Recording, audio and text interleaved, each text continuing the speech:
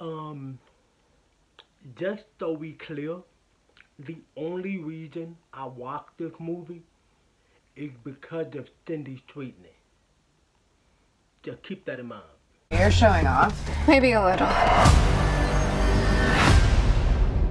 What's up, HELLRAISERS? Welcome back to yet again another movie review. It's been quite a while since I said that. Feel good. But anyway, so today's movie is gonna be good old Madam's Web. Holy fuck, this is by far a lot of people's worst movie of the year. The only reason I never reviewed this movie because I found out that it was a fucking huge fucking box office bomb and a lot of people hate this film, and I decided to not sell my take on it because I wasn't gonna be part of that argument. A lot of people getting criticized because of it. But enough with the bullshit, right? Let me tell you something else that I will always poke fun at, okay?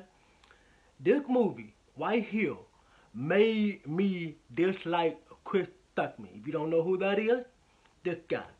I don't like the guy anymore because he refused to criticize the film even though it was horribly bad. And after just watching this movie on Netflix, fuck. I don't know why he decided to not criticize the film. Well, I do know why. He's a fucking sellout. But with all that being said, I just want to come out and say, I'm going to rip this movie to shit. There's only 2 polls that I got for this movie. 2. But before I dive into all the good, the bad, and the ugly, let me give you a little bit of plot of what this movie is about. This movie tells a story about an ambulance lady have this fucking premonition about 3 girls finna get killed by an evil Spider-Man. I'm not finna try to make sense of the fucking plot because it's stupid. We're gonna get there. But anyway, my first 2 pros are probably gonna be pretty controversial, but I don't really care. But my first pro with this film will have to be Cindy's treatment. I'm a massive fan of Cindy's treatment. I wonder why. And are gonna tune in this weekend. Yeah, weirdly, a lot of my fans are men. I wonder why. But anyway, I'm a massive fan. Okay, you know, she was given not so much to work with because how terrible this movie is, we'll get there. But yeah, you know, it was good to see someone who's talented in the film. That goes for all the other girls that were part of this little group with her, but she's the only one that stand out for me. And another pro, and the last pro, will have to be Dakota Johnson. Oh, shit. We're gonna get back to Dakota Johnson in the mixed part, but yeah, Dakota Johnson, I mean, she did the best she could with a shitty script, and she did the best she could with trying to make sense of what the hell the director and all these people wanted her to do, and her agent. A little bit of fun fact, she fired her agent, thank God for that. But yeah, I mean, she did a good thing with this film. She did what she thought was necessary for a poor ass script and an absolute fucking mess of this movie because everything is wrong with this movie. So to just go from there, Dakota Johnson did a good job. Now let's go into the mix. One of my biggest things about Dakota Johnson is that she is a very talented actress. And so for them to put her in a role like this with nothing to go for, it almost feels like you don't know who's to blame. You don't know if it's her to blame. You don't know if it's the people who wrote the film, which I'm most likely leaning toward the people who wrote the film. So you don't really know who to go for because Dakota Johnson is a very talented actress. And so you don't really understand why the fuck would they waste that potential with her being such a great actor as she is, actress, excuse me. Why the fuck would they throw that all the way? I mean, the girl did the best she could for a good fucking performance, but a poor fucking script. Okay, now moving on into the con, we're gonna start small and work our way big, okay? So the first con I wanted to touch on was poor fucking story. I mean, a dumbass story, but it's more poor than being dumb, because I'm gonna be completely honest with you. I'm sitting here on my bed watching this movie on Netflix, and I'm looking like, what the fuck is this story? So pretty much what you have here is that you have Dakota Johnson's mother in the beginning of the movie, and she's taking pictures of this fucking spider of some kind, and they've been looking for the spider for so many years. And you got the guy who's the villain in the background watching her, talking to her, little shit like that. He goes off talking to some random guy you don't really give a fuck about. We'll get to him in just a second. And then all of a sudden she finds the spider or some shit like that. Pretty much they setting up for something that will soon be the biggest point of the movie, was really not, because the story doesn't really go anywhere. It literally have no, like, it has a beginning, but it doesn't have a fucking way to progress the story by any means, because there is throughout the entire runtime of the movie, you go like, what the fuck is this? Is this like Final Destination? Because she's having these fucking premonitions about shit that we supposed to be able to connect to, and then there's some type of connection with her mom and the spider. Don't get me started on them playing fucking winks and nods at other Spider-Man films. Stupid shit there. And so you don't really understand the story because it's so all over the place. And another con for me will have to be the bad dialogue. So this has to be by far the worst dialogue I've heard in quite a while. Honestly, there's so many times where these characters interacting with each other that just don't make any sense. There's like moments where Dakota Johnson would say, and like I said, I'm not blaming her, I'm blaming the script. But there's like so many moments where Dakota Johnson would say something to these girls, and it feels like she's talking to somebody else that's off screen. There's like moments where she say, stop! Alright, go ahead. Like, oh my god, I hate this movie so much. But anyway, like I said, the dialogue is insufferable. It is a fucking horrendous, outrageous piece of shit mess, and the dialogue should have never came out to be so cringy. I mean, especially when you have talented ass actors as in Cindy Sweetness and Dakota Johnson, to be specific, and you have them doing the best they can with whatever the fuck this strip is.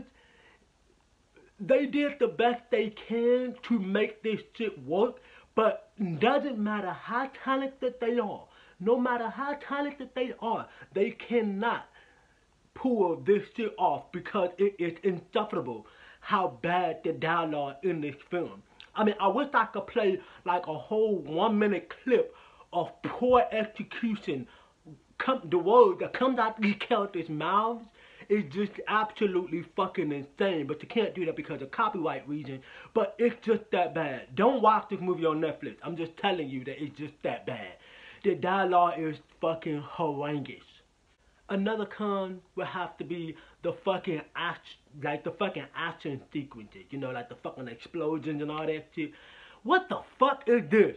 What kind of ties into the editing itself, we'll get there, but the explosion that you do get, all the boom boom boom stuff, oh, it is so fucking, it's so fucking eye-grabby, but in the wrong way possible. Okay, there's a lot of stuff that you can say that is eye-grabby, more like in a good way, but in this film, it's more like you gotta kinda like, dude, you're giving me a fucking headache, cause all the flashy lights in your face, and all the fucking transition. 1 minute they fighting on the roof, then they fucking fighting down on the ground, then they fighting on the side of the wall, then they fighting on this side. We'll get there in just a second. And then every time they do like weird little fucking transition, the boom boom happens. It's like too much fire, too much spark all in your fucking face. You can't follow what the fuck is happening. Like, dude, slow the fuck down. Poor fucking directing, poor fucking editing, and a bunch of weird shit happening throughout, because every time there's an explosion, there's a fucking transition. Boom, a fucking transition. Boom, boom, there's a transition. Like, what the actual hell is going on? And another con, I kind of already touched on it, but yeah, the fucking strip. This strip, it feels like the first half of the movie was written by a bunch of fans of the Spider-Man universe, and then the second half was written by Hollywood writers, but they did not quite understand what the fans strip wanted and what it had. And so Hollywood just said, fuck that. We're going to take the fan first half, and then the second half going to be what we want. And the half that the Hollywood actors wanted is a bunch of shit sandwiches. I mean, you got the lettuce, the tomatoes, the shit, and the fucking cheese, some ketchup and mayonnaise, you name it. And they ate that shit thinking it was good, but it was a fucking mess. The first half is something that I wish I could just take and hold on to myself, because there's some potential there. There's some potential. And the Hollywood side, you go like, you know what, you can just stick your ass over there. Fuck off. It's just that fucking bad. Because it doesn't make sense how the first half is somewhat decent, and then the second half is just what I said before with the fucking action sequences and the editing transition, because you don't quite understand how the fuck we go from that to this. It doesn't quite make sense to me. And another con will have to be the villain. Worst villain ever. Yeah, this villain is by far the absolute worst villain ever. His whole motive is fucking terrible. He had this dream type sequences or something that these three girls were going to kill him and get in the way of his plans and all that shit. And so the only way to stop these girls is that he had to kill these girls. This is why I said the strip is bad. But if that isn't bad enough, him himself, the actual actor, poor fucking actor, he is by far the worst actor I've seen in modern time. This guy's performance as this evil-like Spider-Man, this shit just didn't work for me. It wasn't convincing at all. You know, every once in a while, you know, you try to come to some type of understanding with a villain. You try to understand their motive. You try to understand why the Joker wants to get over on Batman. You kind of understand his motive. But with this motherfucker, you don't care. You don't really understand his motive. You don't want to understand, at least for me. And so you sitting here watching this fucking film like, okay, you know what, just end so I can go do something else with my life. Worst villain ever. I'm just going to leave it at that. And lastly, will have to be, I already kind of touched on it, is the fucking editing. My God. What the fuck is this editing? Like I said with the action sequences, remember when I told, like I told y'all how like the transition will work? There's so many times where the villain will be like talking, and he'll be talking elsewhere and not even looking at the camera or looking at the girls he's supposed to be trying to kill. And there's like time where he'll be like, I'm gonna kill these girls. And then his mouth will stop. You don't see his mouth moving on the mask or with the mask off. He's just like talking and he's just like looking elsewhere. Let's sit like this. He's just off in the zone. He's looking up and he's crawling up on the fucking wall and looks shit like that. And then you got Dakota Johnson, as talented as she is. She say, stop. Look. And there's like moments where they would stay there and there's like zoomings and shit like that. The camera would stay on things that unnecessary for them to stay on. And like the editing, it would happen 1 minute he's on the wall. And then like a fucking explosion would happen. And then the camera transition, he's standing on the fucking ground. And it feels like you want to throw up. It feels like you inside one of these little rooms that fucking turns into fucking circle and it goes in all type of weird ass direction. That's how the editing is. Cause I felt stuck to my fucking stomach. And I wanted to throw up is what I'm trying to say. And so the editing is worse than my fucking editing. And I do all this by myself.